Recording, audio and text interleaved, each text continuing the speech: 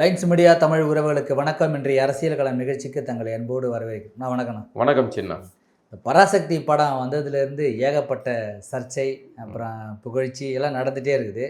பராசக்திக்கும் டெல்லியில் நடக்கக்கூடிய பொங்கல் திருவிழாக்கும் என்ன சம்பந்தம் அப்படின்னு நிறைய பேர் இணையத்தையே இப்போ கலக்கக்கூடிய நிறைய பேர் இதை கொஷின் கேட்டிருக்காங்க. எதுக்காக இவங்க அங்கே போனாங்க? சங்கி பொங்கல் சங்கி பொங்கல் அப்படின்னு மாணிக்கம் தாகரும் இது ட்வீட்டில் மெசேஜ் போட்டிருக்காரு. இவங்க ரெண்டு பேருக்கும் என்னதான் சம்மதம் இருக்குது, எதுக்கு இவங்க அங்கே போனாங்கன்றது மிகப்பெரிய கேள்விக்குறியா இருக்குங்க. நம்மளும் பராசக்தியை பேசக்கூடாது அப்படின்னு கடந்து போனாலும் நீங்கள் விட மாட்டேங்க. பராசக்தின்னு இழுக்கு. பராசக்தி நேத்தியோடு முடிஞ்சிச்சு, தியேட்டரும் காலி அடிச்சு விட்டுலான்னு தியேட்டரு காத்தாடிக்கிட்டு இருக்கு. இனிமேல் போட்டு அதை எதுக்கு பேசிக்கிட்டு இருக்கணும் அப்படின்னு கடந்தா கூப்பிட்டு டெல்லியில் பொங்கல் விழாக்கு கூப்பிடுறாங்க. மோடிஜி எல்லாம் கூப்பிட்டு வச்சு இது பண்ணுறாங்க. புரியவே இல்லை. நான் இந்த தொடர்பை எப்படி எடுத்துக்கிறதுனே தெரியல. எந்த ஆங்கிள் பார்த்தாலும் ப்ரொடக்ஷன் கம்பெனி திராவிட ப்ரொடக்ஷன், சரியா, தயாரிப்பு. ஏற்கனவே இட்லி கடையில் போட்டு மாவு புளிச்சு போச்சு. அடுத்து இதில் பராசக்தியில் போட்டாங்க, அதுவும் புளிச்சு போச்சு. அது ஈடுபடல. அந்த படத்துக்கு கொடுக்கப்பட்ட பில்டப்புக்கு இந்த படம் அப்படி அதிரி உதிரியாக ஓடி இருக்கணும். ஆக தமிழர்கள் அந்த படத்தை புறக்கணிச்சிட்டாங்க. குறிப்பாக ஜனநாயகனுக்கு போட்டியாக களமிறக்கி ஜனநாயகன் அப்புறப்படுத்தப்பட்டு இப்படிலாம் இந்த வாய்ப்புகள் எல்லாம் பராசக்திக்கு சாதகமாக இருந்தால் படம் எவ்வளோ இதாக இருக்கணும். அவள் படத்தில் சரக்கு இல்லை, படம் இதாக இல்லை. இன்னும் குறிப்பாக படம் தமிழர்களை திரிவாதம் செய்து அது தெலுங்கு ப்ரொடக்ஷனாக இருக்குது. தமிழர்களுடைய போராட்ட வரலாறை ஆட்டையை போடுவதற்காக எடுக்கப்பட்ட படம் தான் பராசக்தி. இதை நேற்றைய நம்ம உரையாடலே கூட சொல்லியிருந்தோம். உங்களுக்கு ராமசாமியார் இப்போ சாகர வரைக்கும் பேசிக்கிட்டு தெரிஞ்ச அதே டைலாக்கை ஒரு படமாக எடுத்து வச்சுருக்காங்க.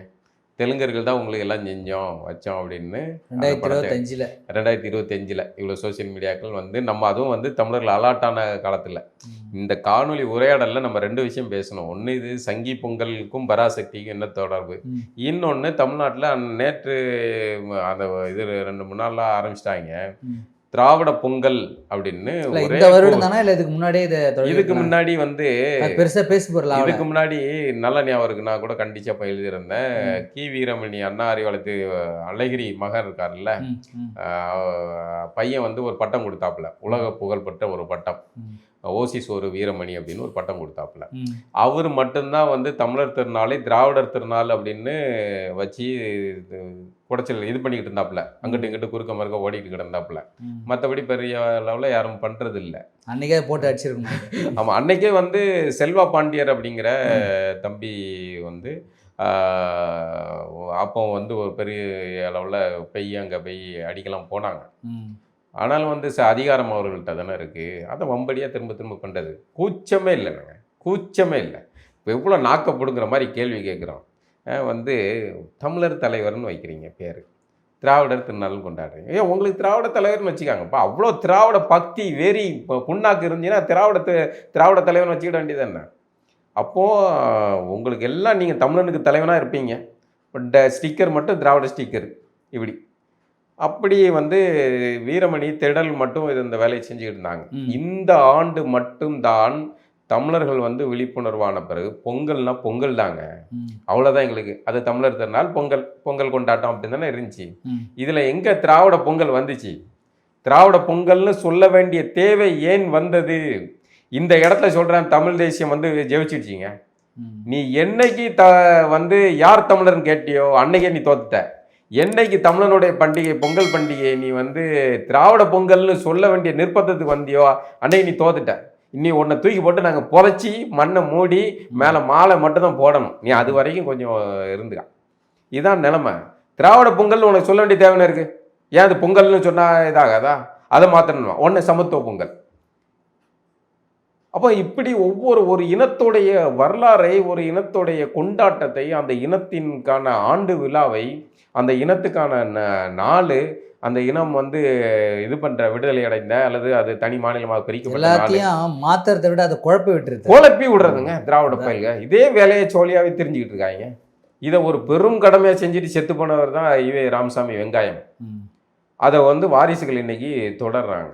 திராவிட வார்த்தைலாம் சொல்லாதீங்க. இல்லை, அதை வெங்காயம் மண்டின்னு சொல்ல முடியும், வேற வழி இல்லை. ஏன் அது நான் கொண்டாடினோம் தான். ஏன் நான் தான் வந்து புகழ் பாடி திரிஞ்சு புத்தகம் எழுதினவன் தான். இன்னைக்கு சொல்ற நிலைமைக்கு வந்து இன்னைக்கு மறுவாசிப்பு பண்ணி ஆய்வு பண்ணும்போது எல்லாமே இவர்களுடைய பின்னணியில் இருந்தது எல்லாமே அவர்களுடைய மொழி சார்ந்த வெறி தான் இருந்தது அப்படிங்கிறது தான். இப்போ தமிழர்களுடைய பொங்கல் பண்டிகை திராவிட பொங்கல்னு சொல்றதுக்கான நோக்கமும் டெல்லிக்கும் கனெக்ஷன் இருக்கு அப்படிங்கிற. இல்லை, இந்த நோக்கம் எதுக்கு வந்துச்சு? நிறைய பேர் என்ன பரவாயில்ல என்ன சொல்கிறாங்க, இதான் நம்மளுக்கு கடைசியாக நம்ம ஆட்சியில் இருப்போம், இதுக்கப்புறம் நம்ம வர்றதுக்கான வாய்ப்பு இல்லை, அதனால் இப்போ ஒரு முறை அதை சொல்லிட்டு போயிட்டோம்னா நம்ம அடுத்த வருஷம் வந்து கொண்டாடிக்கலாம். கடைசியாக வந்து சொல்லிட்டு டாக்டர் 2026 தேர்தல் வருது, இப்பயே ஒரு முறை சொல்லிடுவோம் இதான் கடைசி பொங்கல், இதுக்கப்புறம் நம்மளால அதிகாரத்தில் இருக்கும்போது சொன்னால் தான் அது வந்து கொஞ்சம் பரவலாக இருக்கும். இல்லை, அது அதிகாரத்தில் இருக்கும்போது என்னெல்லாம் எங்கெல்லாம் வந்து உள்ள நுழைச்சி திரிவாதம் பண்ணணுமோ அதையெல்லாம் செஞ்சிடணும்னு வெறித்தனமாக இருக்காங்க. இது கடந்த கருணாநிதியோடைய ஆட்சியில இந்த அளவுக்கு தீவிரமா இல்லை.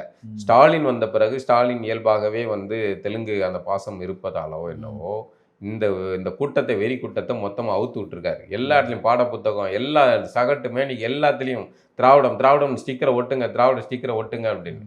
ஏன்னா திராவிடத்துக்கு அழிவு வந்துடுச்சின்னு தெரிஞ்சு போச்சு. எப்போ ஒருத்தனுக்கு பதட்டம் வரும்? இந்த கடைசியில் இந்த தலைக்கு மேலே இது போன பிறகு தானே சங்கரான்பாங்க.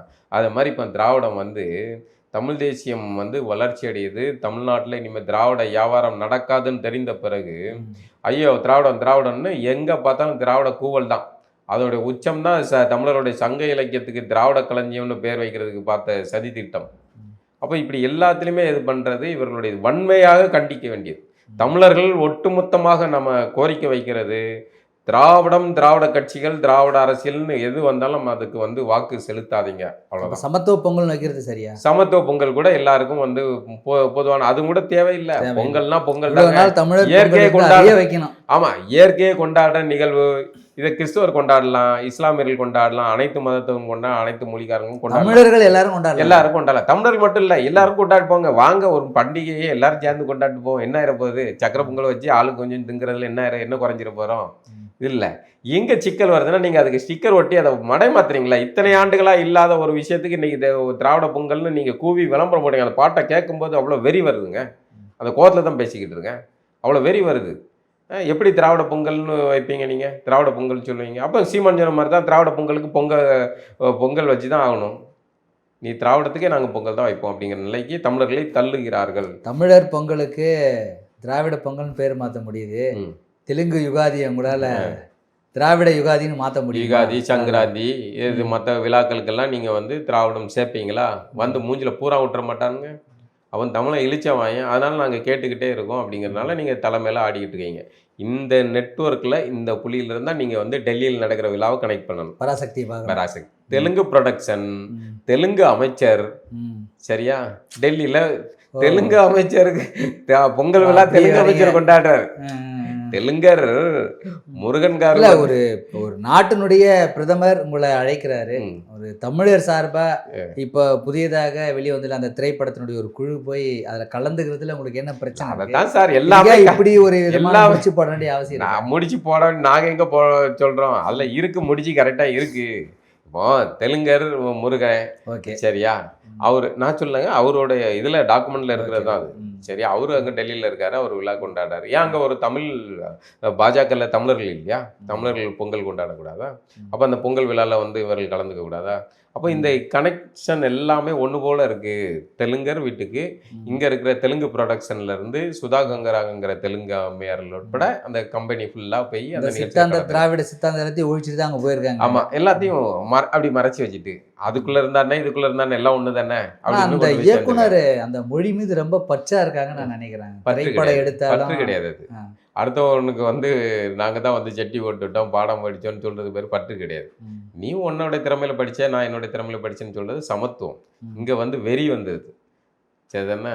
உங்களுக்கு எல்லாமே நாங்கள் தான் செஞ்சோம் அப்படின்னு. உங்களுக்கு எப்படி தமிழ் மீது இருக்குது அதுதானே அவங்களுக்கும். தாராளமாக ரெண்டு போட்டோம். உங்கள் மொழி உங்களுக்கு, எங்கள் மொழி எங்களுக்குங்க. எங்கள் மொழியை எதுக்கு நீங்கள் திராவிடத்தில் கொண்டு போய் அடக்குறீங்க? எதுக்கு வந்து திராவிட மொழி அப்படின்னு சொல்கிறீங்க எங்களை? அதில் இருந்தானே விமர்சனம் வருது. நாங்கள் 100% சொல்கிறோம், தெலுங்கர்களுக்கு எதிரானவர்கள் அல்ல, தெலுங்கு மொழிக்கு எதிரானவர்கள் கிடையாது. ஆனால் உங்களுடைய மொழியை எங்கள் மீது நீங்கள் வந்து திணிக்காதீங்க. எப்படி இந்தி திணிப்பு நடந்ததோ அது மாதிரி தான் இங்கே இப்போ நடக்குது. என்ன அதை நீங்கள் வந்து இதாக செய்யலை, அதை வந்து நாசூக்காக செய்கிறீங்க. அந்த இந்தி திணிச்சவனாவது நேரடியான இதில் திணிப்பு செஞ்சான். நீங்கள் மறைமுகமாக செய்கிறீங்க. அவன் வந்து இங்கே தமிழ் மொழியை அழிக்கணுங்கிற நோக்கத்தில் அவன் செய்யலை, அவனுடைய மொழி ஆதிக்கத்தை செஞ்சான். ஆனால் நீங்கள் என்ன செஞ்சீங்க, இதை அவனுடைய ஆதிக்கத்தை காரணம் காட்டி நீங்கள் அதிகாரத்துக்கு வந்தீங்க, மறைமுகம் எங்கள் மொழியை சொல்லி முடிச்சிட்டீங்க. 3 தலைமுறை 2 தலைமுறையை வந்து தமிழ் படிக்க தெரியாத, தமிழை ஆங்கிலத்தில் எழுதி படிக்கக்கூடிய தலைமுறை உருவாக்கிட்டேன். வெக்கமாக இல்லை உங்களுக்கு ஆட்சி செஞ்சதுக்கு? இன்றைய அத்தனை பிள்ளைங்களும் வந்து தங்கிலீஷில் எழுதிக்கிட்டு இருக்கு, தங்கிலீஷில் பேசிக்கிட்டு இருக்கு. இப்படி ஒரு தலைமுறையை உருவாக்கிட்டு உங்களுக்கு பேச்சு இதில் இந்த லட்சணத்தில் தான் இருக்குது. இப்போ அந்த டெல்லியில் நடக்கிற நிகழ்வு எல்லாமே வந்து ஒரே புள்ளியில் இருக்குது. மாணிக் தாக்கூரும் திருச்சி வேலுசாமி அண்ணன் மட்டும்தான். அண்ணன் வந்து திருச்சி வேலுசாமி அண்ணன் தெலுங்கர் தான். நம்ம அண்ணன் தானே சொல்கிறோம், அவரை மதிக்க தானே செய்கிறோம். அவருடைய மொழி உரிமையில் அவருடைய இனப்பற்றில் அவர் சரியாக இருக்கார், அதை மதிக்கிறோம். அவர் நம்ம மேலே திணிக்கிறது எதுவும் கிடையாது. ஆனால் திணிக்கக்கூடிய விஷயத்தை நம்ம எவராக இருந்தாலும் எதிர்த்து தான் ஆகணும், வேறு வழியே இல்லை. அதில் நம்ம நாசுக்கு பார்த்துக்கிட்டு இருக்க முடியாதுங்க. இதுக்கு மேலே நம்ம வந்து எல்லை இதுக்கு இந்த இதை கட்டக்கொடி வந்தாச்சு. இதில் நிறைய சந்தேகங்கள் இருக்குது அப்படின்னு கேட்குறாங்க. இந்த பராசக்தி வெளிவர்றதுக்கும் விஜய் படத்தும் ஜனநாயகன் படத்தை வந்து பிளாக் பண்ணுறதுக்கும் ஒன்று தான். அந்த படத்தை வந்து தடை செஞ்சதுனால அதை வந்து பிளாக் பண்ணதுனால தான் இந்த படம் வந்து கோர்த்து விட்றீங்க. அதாவது ஜனநாயகனை ஓரங்கட்டினதே வந்து பராசக்தி வந்து முழுமையாக கல்லா கட்டணும் அப்படிங்கிறதுக்காக தெலுங்கர் வந்து எல் முருகனோ இல்லை அந்த லாபி எல்லாம் சேர்ந்து பராசக்திக்காக ஜனநாயகனை அப்புறப்படுத்தினாங்க.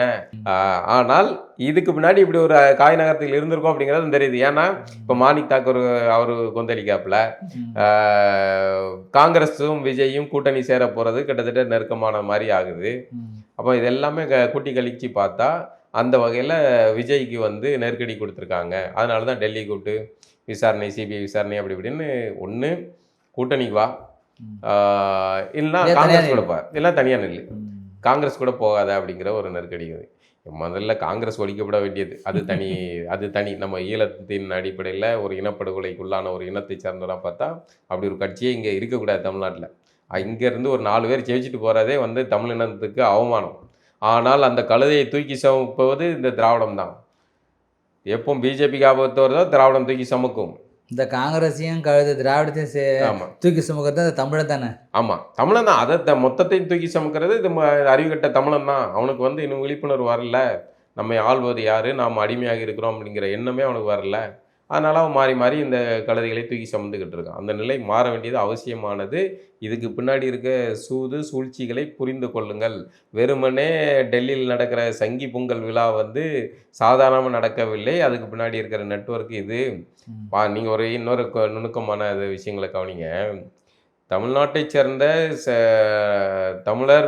தமிழிசை சவுந்தரராஜனை இழிவுபடுத்தி பேசக்கூடிய அளவுக்கு எல்முருகனை பேச மாட்டாங்க. எல்முருகனை இல்லை அண்ணாமலையை பேசுகிற அளவுக்கு எல்முருகனை பேச மாட்டாங்க. ஏன் சொல்லுங்க?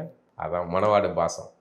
2 பேருக்கும் திராவிட கூட்டம் எல்முருகனை டீல் அவுட். எல்முருகன் அமைச்சரான தமிழிசை சவுந்தரராஜன் ஆளுநரானாவோ அமைச்சரானாகவோ இல்லைன்னா வானதியோ இல்லைன்னா மற்றவங்களோ வந்து இங்கே தமிழ்நாட்டை சேர்ந்தவர்கள் தமிழர்கள் வந்து ஆனால் உடனே திராவிட கூட்டம் பாஞ்சி சங்கி சங்கி சங்கின்னு பேசும். ஆனால் எல்முருகனை வந்து நைஸாக டீல் விடுவாங்க. இதுதான் வந்து கணக்கு.